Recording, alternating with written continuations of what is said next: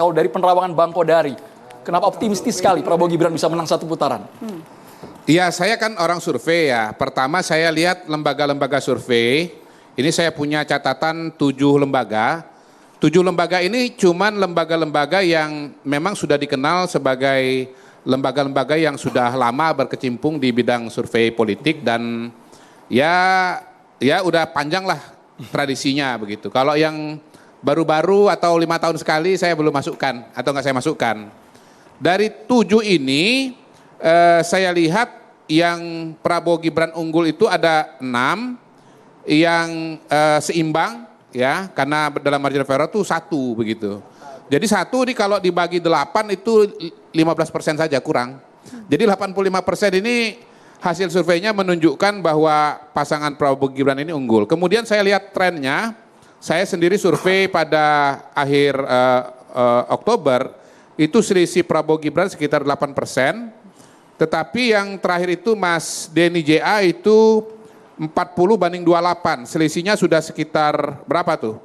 12%, begitu ya. Jadi saya melihat sepanjang seiring waktu, selisih antara pasangan Prabowo Gibran dengan Ganjar Mahfud ini melebar ya. Bahkan sampai satu tren di mana pasangan Ganjar Mahfud yang tadinya bersaing dengan Prabowo Gibran sekarang ini bersaing dengan pasangan Amin begitu. Jadi ini udah turun dari divisi 1 menjadi divisi 2 begitu.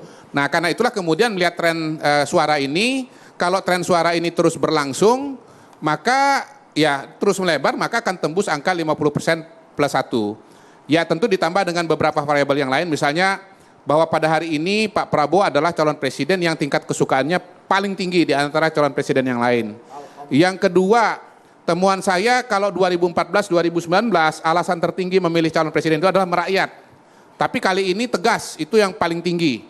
Nah paling tidak dari 2 indikator itu mengindikasikan bahwa memang the strongest contender ya, dan yang ada di depan ini adalah Pak Prabowo, dan dengan adanya Mas Gibran maka kemudian datang tambahan suara dari mereka yang puas kepada Pak Jokowi, kemudian dari kalangan muda, dan itu semua membuat potensi satu putaran itu adalah sesuatu yang bukan hal yang mustahil, tetapi sesuatu yang sangat mungkin terjadi.